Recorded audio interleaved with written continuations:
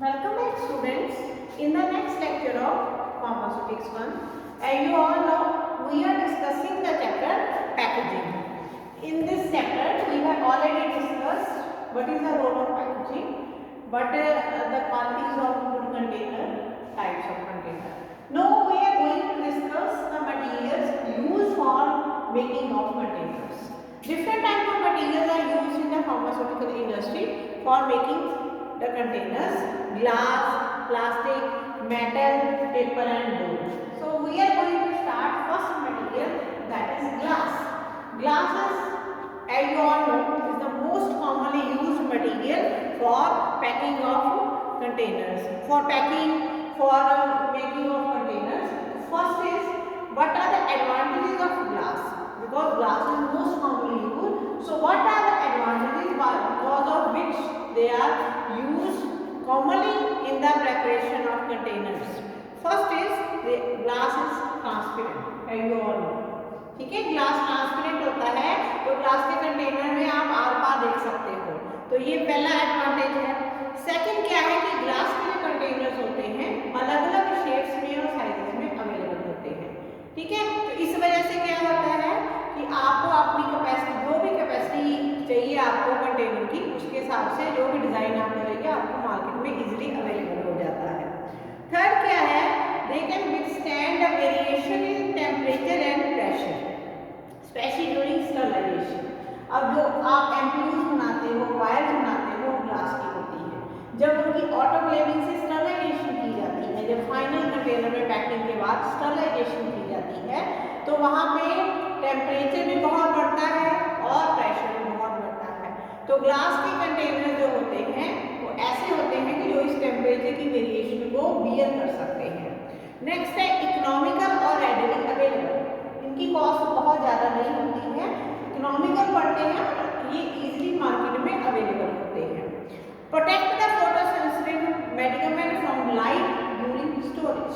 और आपको मैंने जब कंटेनर्स कराए थे तो उसमें अंबर कलर कंटेनर और लाइट रेजिस्टेंट कंटेनर भी कराए थे, जो उनके अंदर जो फोटोसेंसिटिव ड्रग होती है, लाइट से इफेक्ट होने वाली जो ड्रग होती है, वो अगर उन कंटेनर्स के अंदर पैक कर दी जाए तो वो कंटेनर्स उस ड्रग को लाइट के हार्मफुल इफेक्ट से, यूवी रेडिएशन से बचा के रखते हैं। नेक्स्ट है neutral after proper treatment. Glass की अभी आप अलग अलग टाइप के ग्लास पढ़ोगे तो ग्लास में भी बहुत सारी डेफिशिएंसीज होती हैं। उन डेफिशिएंसीज को आप कैसे ओवरकम कर सकते हैं? आप प्रॉपर्ली अलग अलग केमिकल के साथ उनको ट्रीट कर दीजिए तो आपको न्यूट्रल ग्लास कंटेनर मिल जाते हैं। फिर impermeable to moisture and atmospheric gases.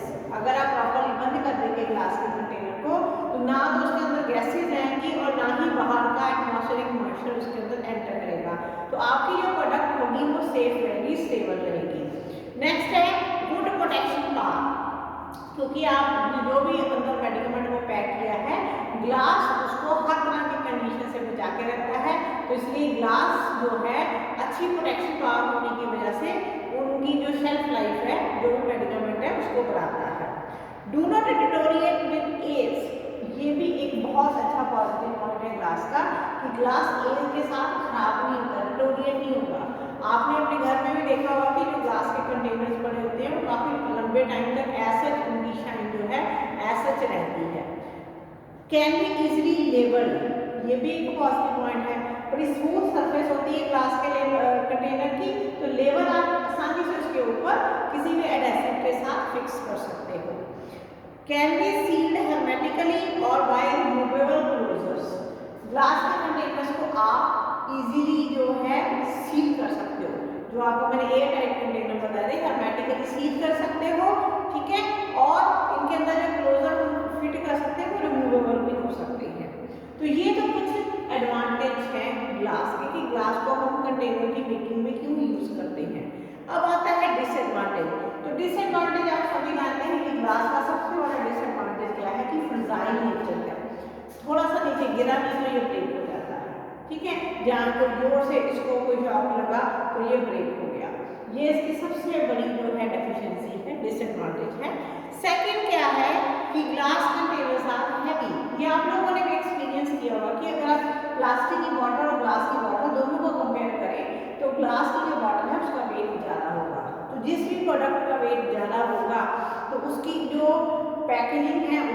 Problem आएगी, ट्रांसपोर्टेशन कॉस्ट ऑटोमेटिकली उसकी जो है रेज हो जाएगी। और थर्ड क्या है, ग्लास कंटेनर जो है they may liberate alkali in aqueous solutions, aqueous preparations. कई बार क्या होता है कि ग्लास की जो क्वालिटी ऐसी होती है कि आपने अंदर कोई जो एक्वस सॉल्यूशन पैक किया है उसके साथ वो रिएक्ट करके एल्कली को लिबरेट करता है। तो ये हो गए disadvantages of glass. Next topic is composition of glass. अब ग्लास जो है आप सभी देखते हैं अपने सराउंडिंग में, इतना रूटीन में यूज होने वाली चीज है। तो ये किसका बना होता है, इसकी कंपोजिशन क्या है? इसमें होता है सैंड, सोडा लाइम, लाइमस्टोन और क्यूलेट। ये मेन चार चीजें इसके अंदर होती है, सैंड, सोडा ऐश, लाइमस्टोन और क्यूलेट। अब क्यूलेट वर्ड किसके लिए यूज किया है? अब आप देखते हैं जो कबाड़ी होते हैं ग्लास की बॉटल्स आपसे ले जाते हैं, क्यों? क्योंकि ग्लास जो है वो रिसाइकिल हो जाता है। तो रिसाइकिल कैसे होता है, उसके क्यूलेट बनते हैं। क्यूलेट क्या है? Broken glass mixed with the batch, it acts as fusion agent for the entire mixture.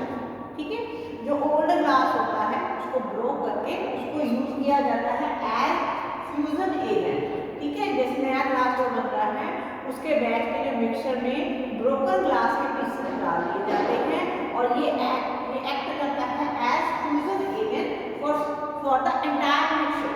ठीक है, जो नया ग्लास बनना है उसके मिक्सचर के लिए ये फ्यूजन एजेंट जो है एक्ट करता है। अब जो कंपोजिशन है वो वेरी करती है, ग्लास अलग अलग टाइप के होते हैं डिपेंडिंग अपॉन द कंपोजिशन, तो वेरी करती है कि किस पर्पस के लिए आप ग्लास को यूज कर रहे हैं। अब हम पढ़ेंगे type of glass depending upon the composition. तो फर्स्ट है आपका लाइम सोडा ग्लास। स्टूडेंट यहाँ पे मैं आपको सजेस्ट करूंगी कि जो भी नाम है उसी से रिलेटेड कंपोजिशन होगी, तो आप नाम से ही कंपोजिशन को याद रखने की कोशिश करिए। लाइम सोडा ग्लास, ठीक है, इससे आपको क्या समझ में आ रहा है? इसमें सोडियम भी होगा और इसमें कैल्शियम भी होगा। लाइम है तो कैल्शियम होगा, सोडा है तो सोडियम होगा। तो इसकी कंपोजिशन क्या है? इसके अंदर होता है silicon dioxide 75%, sodium oxide 15%, calcium oxide 10% and traces of potassium oxide, magnesium oxide and aluminium oxide.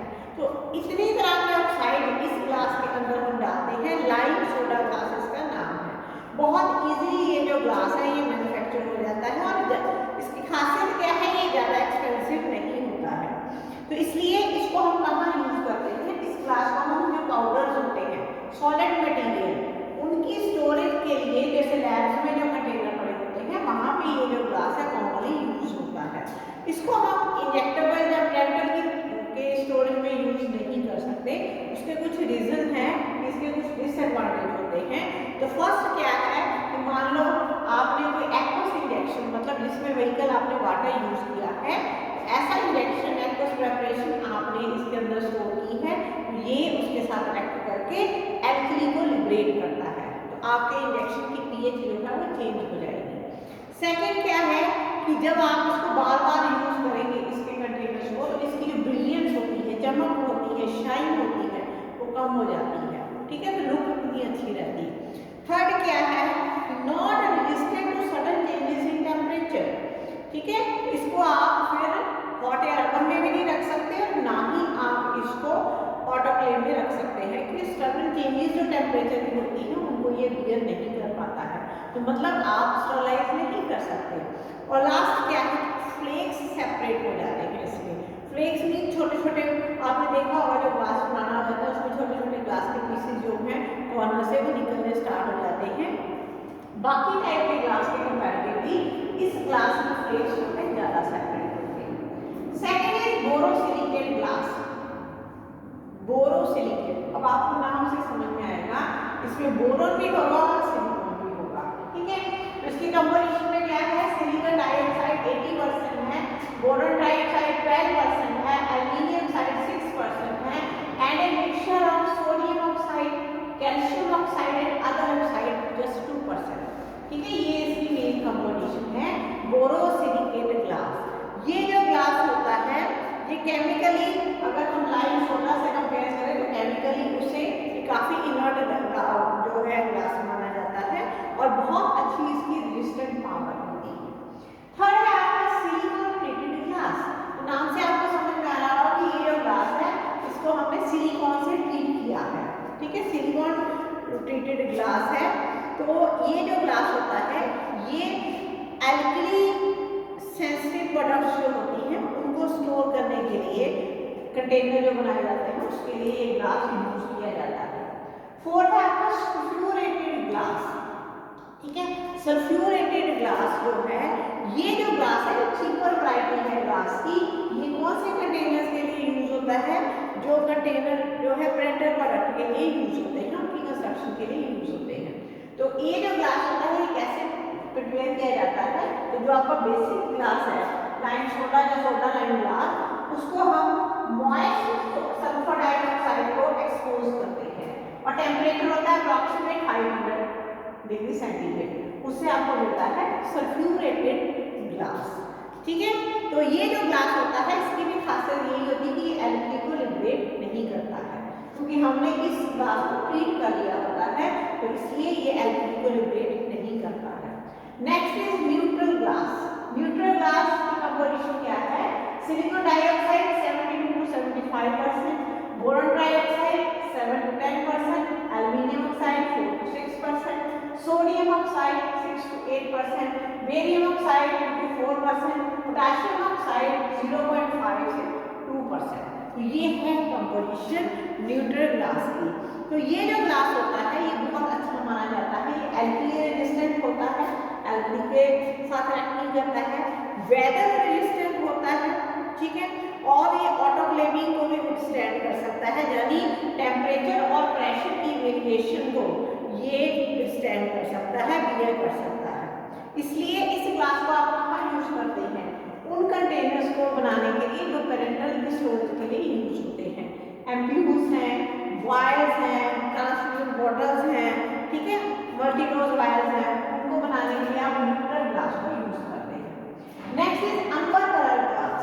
आप जानते हैं जो ड्रग्स फोटो सेंसिटिव होती है, लाइट सेंसिटिव, उनके लिए हम अम्बर कलर ग्लास, जहाँ आप कह सकते हैं लाइट रेजिस्टेंट ग्लास को यूज करते हैं। इस ग्लास की क्या खासियत होती है? It has capacity to filter out UV radiation. UV radiation को ये फिल्टर आउट कर सकता है। ठीक है, और इतने तरह के ग्लास जो है आपने पढ़े हैं। अब कुछ प्रेपरेशन ऐसी होती हैं जो लेड और आर्सेनिक को सेंसिटिव होती हैं, तो इनके लिए हमने ऐसे ग्लास कंटेनर यूज करने होते हैं जिनके अंदर ना लेड हो ना आर्सेनिक हो, वेरी फ्री फ्रॉम लेड और आर्सेनिक। अब जो कंटेनर हम इंजेक्टेबल प्रेपरेशंस के लिए यूज करते हैं, मोस्टली आपने देखा होगा सारे के सारे इंजेक्शन, चाहे वो वायर्स हैं, ट्यूब्स हैं, वो अनकलर्ड ग्लास में आते हैं। क्यों? क्योंकि आपको इंजेक्शन लगाने से पहले उसको एग्जामिन करना पड़ता है कि उसके अंदर कोई कलर चेंज ना हो, कोई क्रिस्टलाइजेशन ना हो, कोई फॉरेन पार्टिकल ना हो। ठीक है, अब मान लो आपको कई वजह से लाइट सेंसिटिव ड्रग है तो आपको उसमें अम्बर कलर का टेप को यूज करना पड़ रहा है, तो आप क्या करेंगे कि इसकी नेचर ऐसी होगी कि ये भी ट्रांसपेरेंट नेचर का हो और विजुअल एग्जामिनेशन आप कर सकें। मतलब अगर इंजेक्शन का कलर ब्राउन भी है इंजेक्शन की वायर का, तो उसको आप जब ऐसे हिला के विजुअली एग्जामिन करेंगे तो अंदर का कंटेंट आपको साफ जो है नजर आना चाहिए। तो जो पेरेंटल प्रेपरेशंस हैं उनकी स्टोरेज के लिए जो कंटेनर यूज होते हैं उसके लिए 3 तरह के ग्लास यूज होते हैं, type 1 glass, type 2 glass, type 3 glass. ठीक है, टाइप 1 जो है वो कौन सा है? बोरोसिलिकेट ग्लास और न्यूट्रल ग्लास।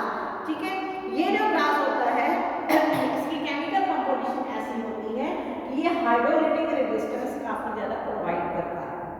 उसके बाद है टाइप 2 ग्लास। टाइप 2 ग्लास में आते हैं आपके सोडा लाइम सिलिकेट ग्लास। ठीक है, इसकी भी बहुत ज़्यादा जो हाइड्रोलिटिक रेजिस्टेंस होती है। ठीक है, क्योंकि हमने सरफेस को बहुत अच्छे से ट्रीट किया होता है। और इसके जो कंटेनर होते हैं ये जो है एसिडिक और न्यूट्रल सब तरह की प्रेपरेशन जो एक्वस प्रेपरेशन होती हैं उनकी स्टोरेज के लिए यूज होते हैं। उसके बाद आता है आपका टाइप 3 ग्लास।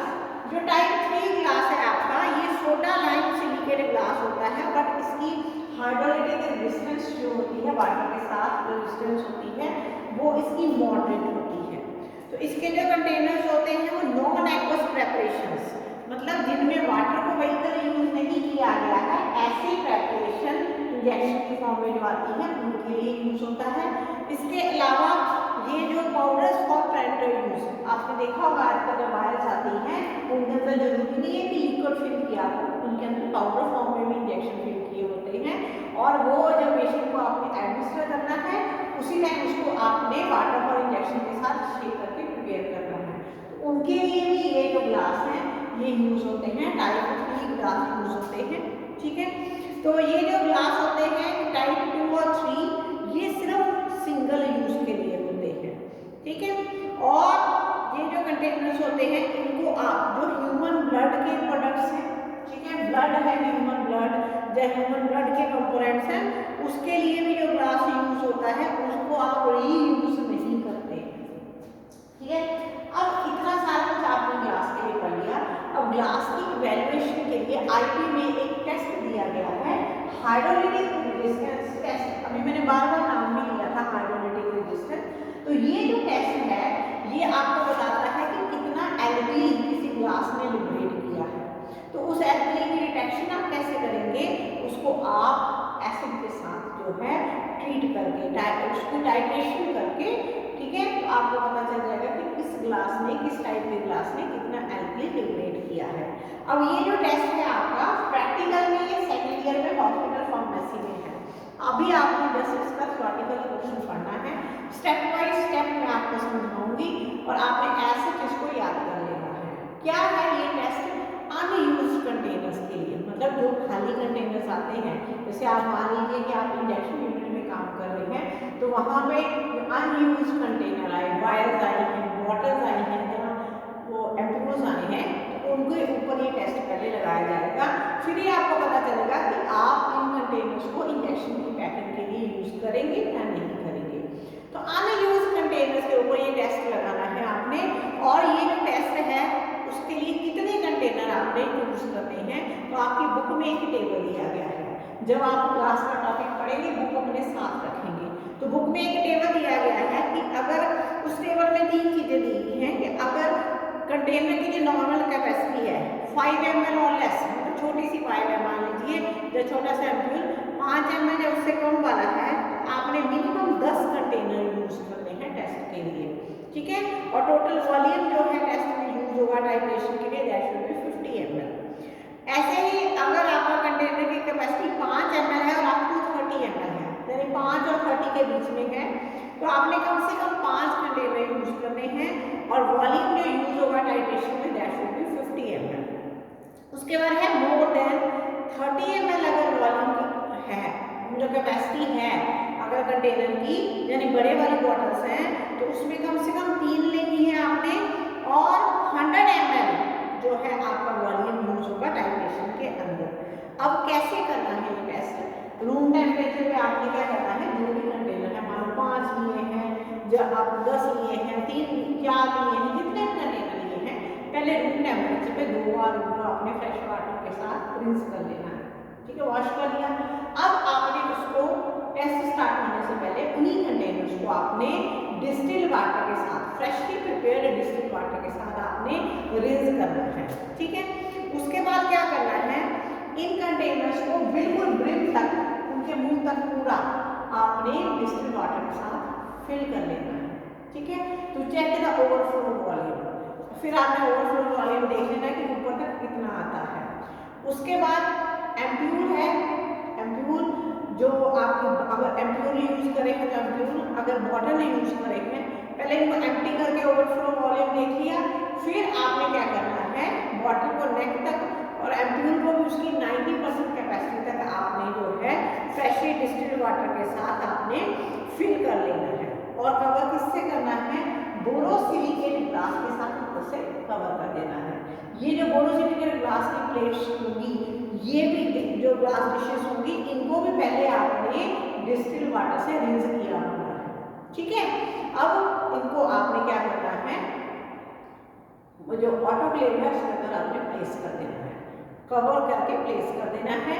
और जो इसका टेम्परेचर ऑटोक्लेव का 100 to 121 इतना टेम्परेचर तक इनकी स्टार्ट करनी है। जब आपने हीटिंग, तो मिनिमम 20 मिनट्स लगेंगे इस टेम्परेचर को अटेन करने के लिए। और फिर आपने ये जो टेम्परेचर है 121 डिग्री सेंटीग्रेड, इसको 60 मिनट के लिए रिटेन करना है। उसके बाद आपने ऑटोक्लेव को स्विच ऑफ कर देना है, उसको कूल डाउन होने देना है। मतलब विद इन 1 आवर, ठीक है। 1 घंटे के बाद जैसे विद इन 1 आवर कह सकते हैं, आपने ये जो कंटेनर्स बाहर निकाल लेने हैं, इनके अंदर जो वाटर है क्रिस्टलाइज हुआ होगा उसको आपने कोनिकल फ्लास्क में ट्रांसफर करना है और फिर उसकी टाइट्रेशन करनी है। टाइट्रेशन के लिए आपको ब्यूरेट में क्या लेना है, 0.01 नॉर्मल हाइड्रोक्लोरिक एसिड, उसको आपने ब्यूरेट में ले लेना है। और टाइट्रेशन में आपको इंडिकेटर चाहिए होगा तो इंडिकेटर आपने लेना है मिथाइल रेड, उसको लेके आपने टाइट्रेशन जो है वो आपने कंटिन्यू कर देनी है, ठीक है। तो अब जब आप टाइट्रेशन करेंगे तो आप देखेंगे जब कलर चेंज आएगा रेड टू येलो, आपने जो रीडिंग है वो नोट कर लेनी है। क्लियर? तो ये हो गई आपकी किसकी, जो आपने कंटेनर्स को इनको ऑटोक्लेव में प्लेस किया था डिस्टिल्ड वाटर, उन कंटेनर्स की रीडिंग। अब आपने दूसरा जो टेस्ट करना है, दूसरा टेस्ट टाइट्रेशन का जो होगा वो कैसे करना है, आपने same titration freshly distilled water के साथ करनी है, ठीक है। जो आपका डिस्टिल्ड वाटर होगा उसको कोनिकल फ्लास्क में डाल के उसको में भी मिथाइल रेड इंडिकेट डालिए और 0.101 नॉर्मल एसिड के साथ उसकी भी टाइट्रेशन करिए।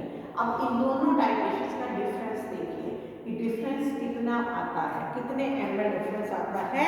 और ये जो है डिफरेंस, इसके लिए आईपी ने एक टेबल दिया है जो मैं आपको बता रही हूँ कि कितनी कैपेसिटी है कंटेनर की, ठीक है, और वॉल्यूम जो है 0.01 नॉर्मल जो है 100 ml टेस्ट क्वेश्चन के लिए कितना यूज हुआ है, टाइप 1 क्लास के लिए, टाइप 2 के लिए और टाइप 3 के लिए।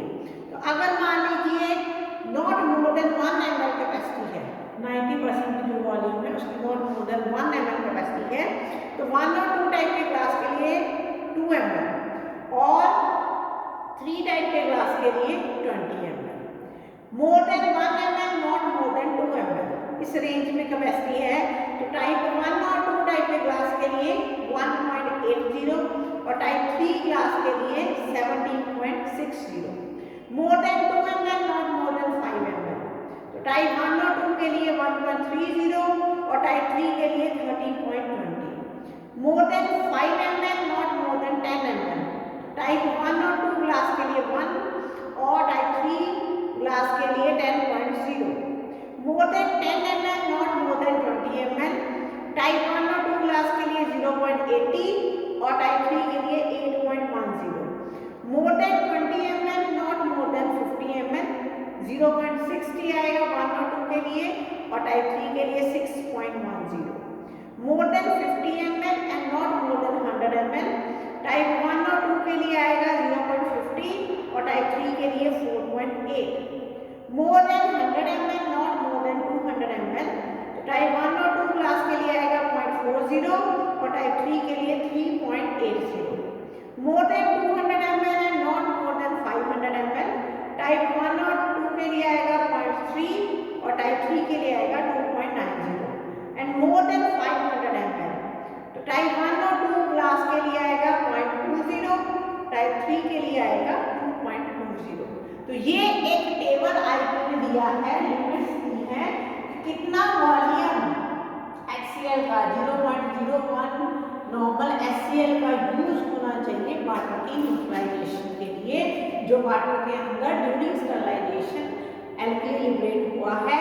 तो टाइप 1 ग्लास के लिए कितना यूज होना चाहिए उसमें एसिड, टाइप 2 के लिए कितना और टाइप 3 के लिए कितना।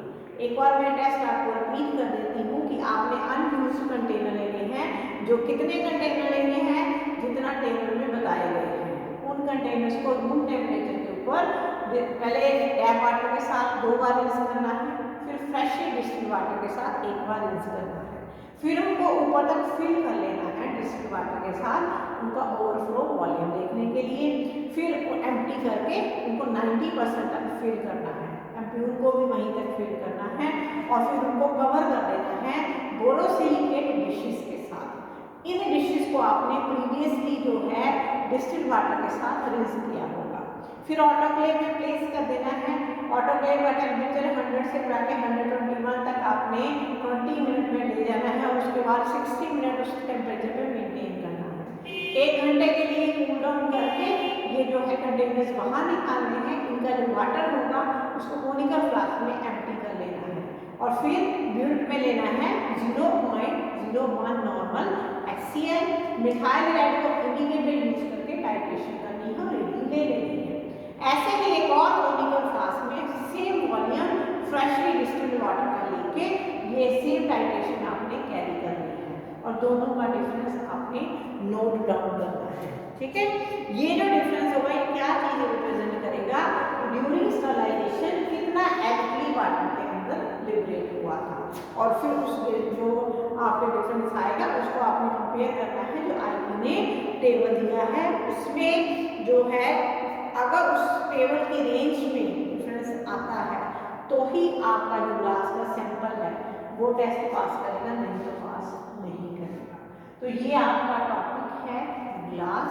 कई बार ये फुल 16 मार्क्स का क्वेश्चन आता है ग्लास एंड पैकेजिंग मटेरियल, तो आपको सारा कुछ इसमें लिखना है कि ग्लास क्या होता है, उसके advantage disadvantage, composition, types of glass. ठीक है, और लास्ट में ये जो हाइड्रोलिटिक रेजिस्टेंस टेस्ट, ठीक है, ये जो ग्लास का टेस्ट है इसको आपने देखना है। जब भी ये टॉपिक पढ़ेंगे बुक अपने पास रखिए, फिर इसको अपने डेट में पढ़िए।